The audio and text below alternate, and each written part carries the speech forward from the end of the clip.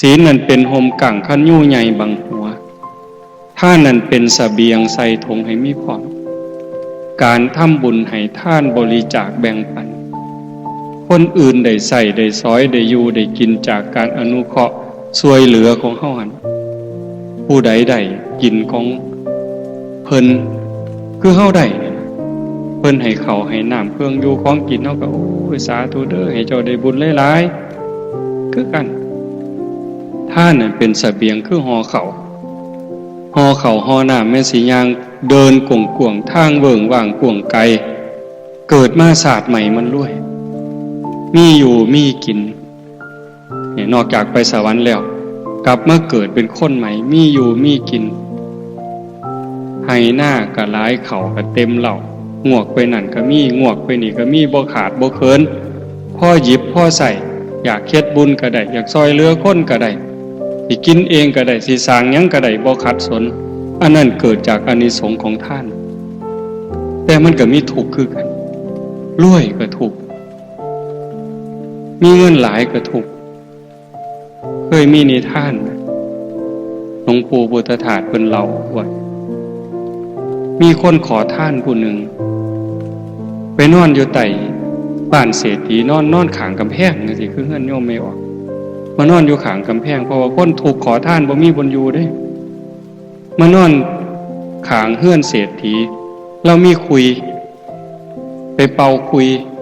คนเขาก็เห็นสงสารเขาก็เอาเงินให้ได้มามื้อใดก็ได้มื้อละสลึง2สลึงก็ซื้อกินหมดมาฮอดยามมื้อแลงก็นอนข้างเฮือนเศรษฐีกับเป่าคุยม่วนขาขึ้นหางเป่าคุยก่อนสินอนมันนั่นเป็นสั่นๆเป็น5ปี10ปีผ่านไปมัดมื้อนึงบัดนี้มันบ่เป่าคุยเศรษฐีเราก็ได้ฟังเสียงคุยนั่นล่ะกล่อมนอนแล้วมันเป่าม่วนนะมื้อนี้มันคือบ่เป่าเศรษฐีบ่มีแนวกล่อมนอนบ่หลับก็เลยลงมาเบิ่งมันเป็นหยังมันป่วยว่ามันโซ่ว่าลงมาถามมันก็ดีอยู่ถามว่าเป็นหยังโซ่อยู่บ่ป่วยอยู่บ่เอาเป็นหยังมันคือบ่เป่าคุยมื้อนี้ทุกข์บ่สำบายใจเป็นหยังมื้อนี้ขอเงินได้หลายได้มาตั้ง10 บาท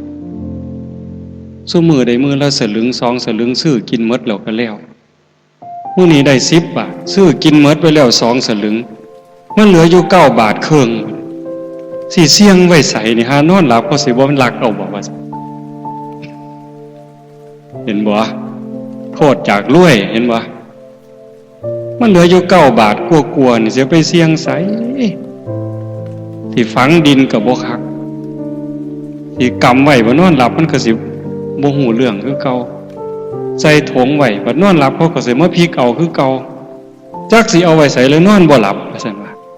บ่มีอารมณ์สิเป่าคุยดอกมื้อนี้ว่าเห็นบ่นี่โทษจากรวยเห็นบ่มันก็นอนบ่หลับทุกข์